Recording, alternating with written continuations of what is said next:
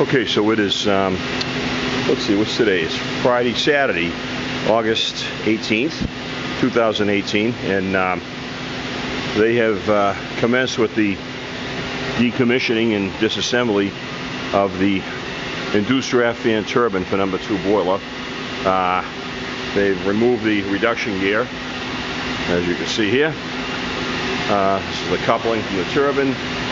They've removed the 200-pound header and throttle valve, or line and throttle valve, that came up from the 200-pound header, I should say.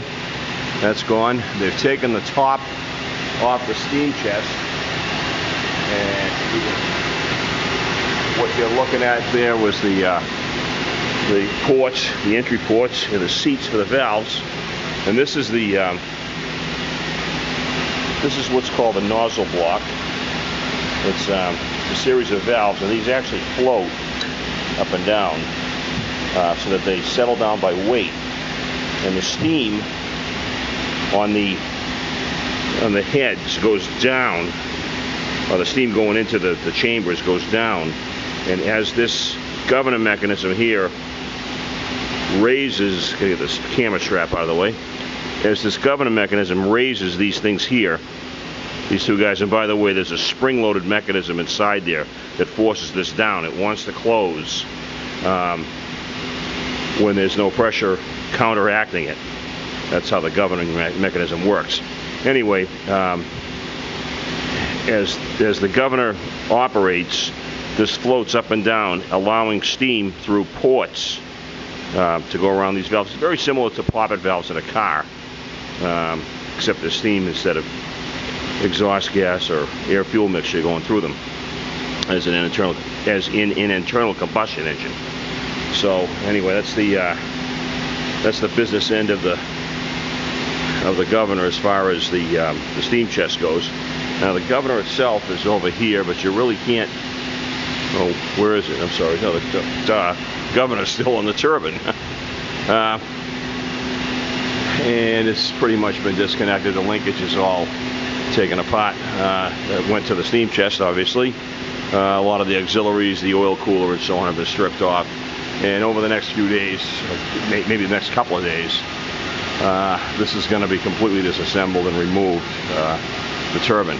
Hopefully it doesn't get discarded, because it's kind of a neat item that probably should end up in like a Votech school or something, where someone can use it to demonstrate or explain how things work. This is the hand pump I was operating, that we operated to pump the oil up into the governor. The way it works, I just activated accidentally, but the way it works, it just pumps some up. Thought they'd have drained the sump by now. Is that there are there's a paddle in there that it operates back and forth, and as it operates back and forth, there are little ball valves that are spring-loaded, which pump oil up, but don't let it drop back down. And then, of course, there's a check valve here that keeps the oil pressure pumped up, or kept the oil pressure pumped up to the governor, the governing mechanism, in order to be able to supply sufficient pressure over to here. This guy here, through this little thing here, there's a piston inside here that acts against that, like a dashpot piston that acts against that, the linkage. This guy here, that, like I say, wants to stay down, and that would lift this up in order to allow these valves to lift up off the steam chest and expose the ports. And then when you open the throttle valve, which is this guy here, the steam would then go into the chest, into the turbine, right? Through these, there's a series of ports inside of here that with nozzles that turn the pinwheels of the turbine, if you will, the wheels of the turbine, to make it spin, that provide force to it, kinetic energy, I should say, and that's what runs it. And then as it comes up to speed, the governing mechanism inside of here, which is basically a gear pump, provides the sufficient pressure to cause this to then drop down. There's a, kind of hard to explain, but there's a little, like a spool-shaped valve with ports on either end that, depending on the speed, or the pressure I should say, will open or close to cause the governor to start modulating. And it has an ideal speed, obviously, that it governs at, which is designed to, and that's what it runs at. And all that stuff is inside here. You can't really see it, unfortunately.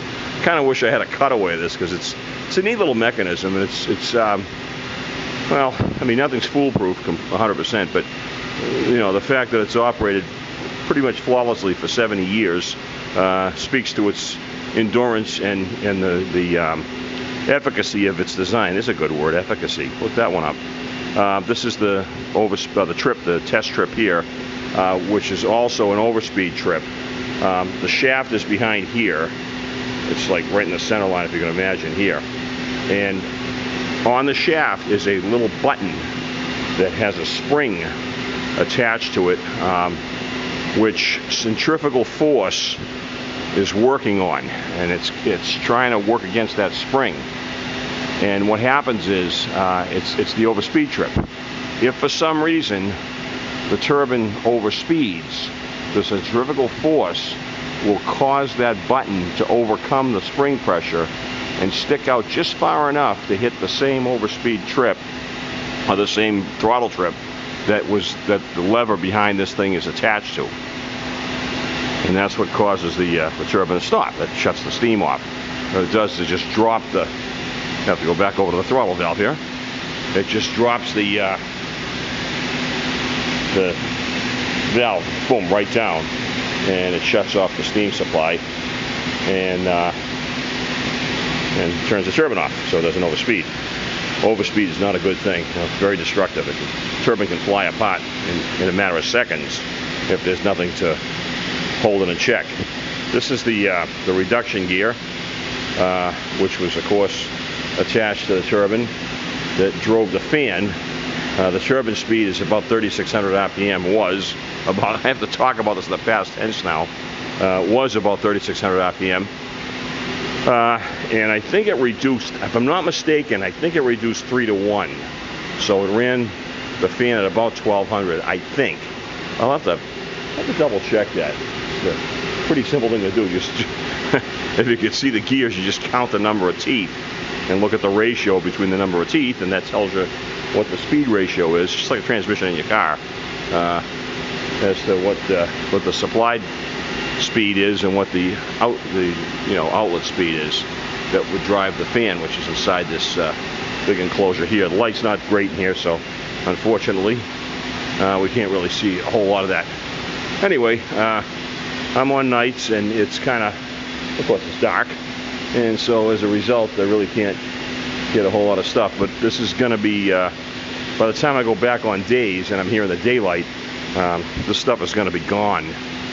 Like I say, I hope it doesn't get thrown out. Some of it probably will, but I like to see things when it's in process. They built this kind of cool gantry work here, which is, it's permanent. It's intended to stay here. It's a good idea. Anytime you have a motor and pumps or anything like that stuff that you may have to take out from time to time, it's always good to have a trolley and a chain fall nearby to be able to lift it. This thing weighs, well, the motor I'm sure weighs close to a ton or whatever, sufficiently heavy that you need something like this to safely lift it and rig it up and everything. The power to supply the motor is going to come out of through these two lines right here, these two conduits.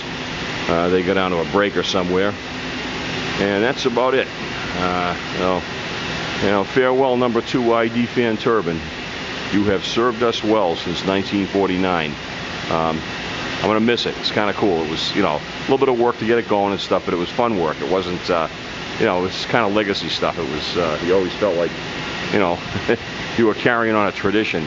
And the whole concept behind the use of a steam turbine for this, for this auxiliary was pretty interesting as well, because it was a part of the designed heat balance of the plant.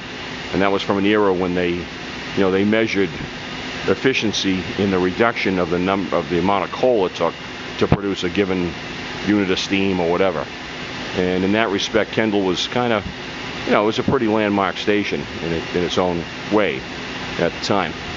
But that's all changed now, of course.